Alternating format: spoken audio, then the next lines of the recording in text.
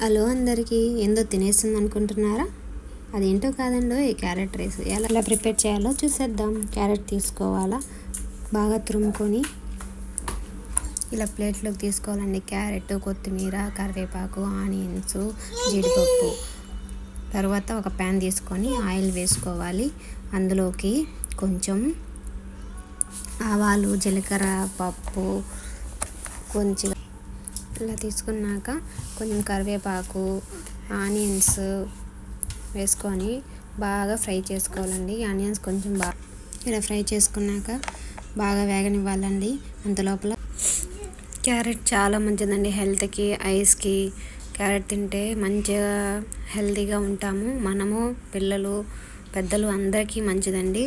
మీరు ట్రై చేయండి ఇలా. తర్వాత తురిమిన క్యారెట్ వేసుకొని బాగా మగ్గనివ్వాలి. బాగా మగ్గనిచ్చాక టేస్ట్ అనేది బాగుంటుందండి, లేకపోతే పచ్చి వాసనే వస్తుంటుంది క్యారెట్. బాగా ఆయిల్ వేసుకొని, ఎక్కువ కాకుండా తక్కువ ఆయిల్ వేసుకొని మగ్గనివ్వండి. బాగా ఫ్రై అయ్యాక కొద్దిగా చూడండి ఎలా వచ్చిందో, బాగుంది. ఇప్పుడు ఫ్రై అయిన తర్వాత కొంచెం సిమ్లో పెట్టుకోండి. కొంచెం మిరప్పొడి, కొంచెం పసుపు పొడి, కొంచెం ధనియాల పొడి కూడా వేసుకోండి. ఇది కొద్దిసేపు వాడాలి, పచ్చి వాసన పోతుంది అన్నమాట, పొడులు కూడా వేసినవి. అట్లా బాగా వాడ్చుకున్న తర్వాత నేను రైస్ ముందే చేసి పెట్టుకున్నానండి.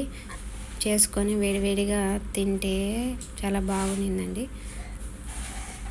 రైస్ వేసుకొని బాగా మిక్స్ చేసుకొని డెకరేషన్ చేసాను అనమాట లైట్గా. తర్వాత కొంచెం సోంపు వేసుకున్నా. తిన్న తర్వాత ఏమి రుచి